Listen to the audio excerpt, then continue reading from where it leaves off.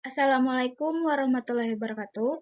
Halo semua, perkenalkan nama saya Raisya Aulia Putri dengan NIM 24106112200074 dari kelas B1 dari Fakultas Kehutanan Universitas Lambung Mangkurat. Di sini saya ingin menjelaskan tentang tantangan dalam konservasi hutan. Di sini saya ingin menjelaskan materi tentang deforestasi dan degrasi hutan. Deforestasi adalah hilangnya tutupan hutan secara permanen yang dikonversi menjadi penggunaan lahan non-hutan seperti pertanian atau pembangunan sementara. Degrasi hutan adalah penurunan kualitas hutan atau sistem ekosistem karena kerusakan versisi seperti akibat kebakaran, serangga, atau aktivitas manusia yang menyebabkan hutan berkurang fungsinya sebagai sumber daya alami. Keduanya merupakan masalah lingkungan serius dengan dampak signifikan bagi ekosistem, keanekaragaman hayati, dan iklim global. Adapun penyebab deforestasi dan degrasi hutan yaitu pembukaan lahan untuk pertanian, sawit, kedelai, peternakan, pertambangan, pembangunan infrastruktur, dan urbanisasi. Ada penebangan kayu, kebakaran hutan, serangga, hama, dan penyakit. Pengembalaan ternak yang berlebihan serta perubahan sistem pertanian. Selanjutnya, untuk materi perubahan iklim, yaitu perubahan iklim menghadirkan berbagai tantangan serius seperti peningkatan frekuensi dan intensitas cuaca ekstrim, bencana alam, dan ancaman terhadap ketahanan pangan. Tantangan lainnya termasuk dampak sosial yang lebih besar pada kelompok rentan, munculnya kesenjangan iklim, serta hambatan politik dan ekonomi dalam implementasi solusi global. Untuk mengatasi ini, diperlukan upaya kolektif dan adaptasi strategi di berbagai sektor, seperti pertanian, kota, dan melalui pendidikan yang memperdayakan generasi muda sebagai agen perubahan. Ada dampak dan tantangan nyata, yaitu cuaca ekstrim dan bencana alam, dampak pada kelompok rentan, kesenjangan iklim, ancaman ekonomi, dan sosial. Setelah itu, ada materi tentang illegal logging dan perambahan. Illegal logging atau pembakaran liar atau penebangan liar adalah kegiatan penebangan, pengangkutan, dan penjualan kayu yang tidak sah atau tidak memiliki izin dari otoritas setempat. Yang kedua, ada illegal logging yang memiliki efek negatif yang signifikan dan merusak terhadap lingkungan sekitar. Hilangnya keanekaragaman hayati, erosi tanah, kerusakan daerah aliran sungai, dan kontribusi terhadap iklim.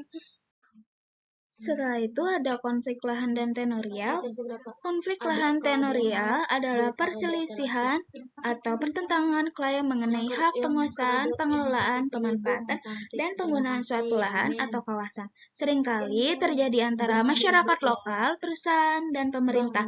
Konflik ini dapat menyebabkan dampak negatif pada lingkungan dan ekonomi, seperti deforestasi, serta dapat menghambat investasi dan pembangunan. Penyebab konflik lahan tenurial yaitu tumpang tindih klaim kepemilikan, kebijakan yang berlawan, ketidakpastian hukum, perbedaan kepentingan ekonomi, program transmigrasi, dan pembangunan.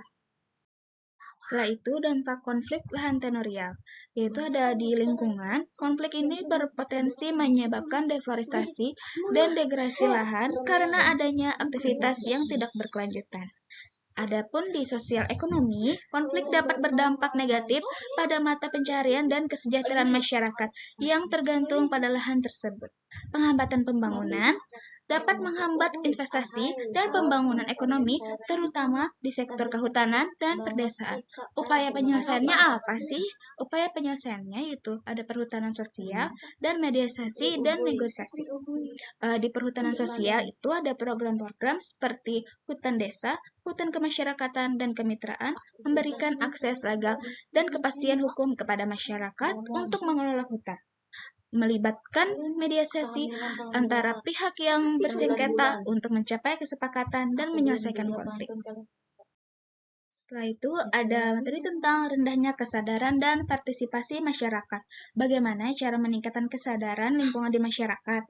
Yaitu dengan cara edukasi melalui kampanye lingkungan, pembentukan komunitas pencinta lingkungan, penggunaan media sosial untuk kampanye positif, kolaborasi dengan pemerintah lokal, memberikan contoh nyata di kehidupan sehari-hari.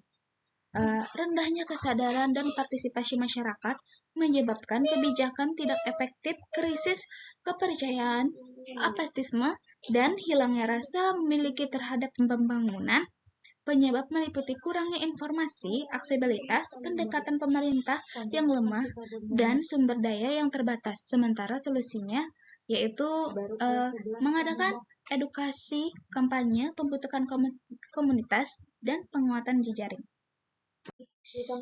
Kesadaran partisipasi masyarakat, faktor-faktor yang mempengaruhi partisipasi masyarakat yaitu ada faktor internal yang berpengaruh terhadap tingkat partisipasi masyarakat adalah faktor umur dan kehadiran. Sedangkan faktor eksternal yang berpengaruh terhadap tingkat partisipasi masyarakat adalah faktor sosialisasi, kapasitas dan kapabilitas kepemimpinan serta pengaruh masyarakat dari luar. Kesadaran komunitas mengacu pada tingkat keselarasan kita dengan norma atau realitas sosial, budaya, dan politik komunitas kita, serta cara kita mengikuti atau menyimpang dari norma tersebut. Sekian dari saya presentasinya ini.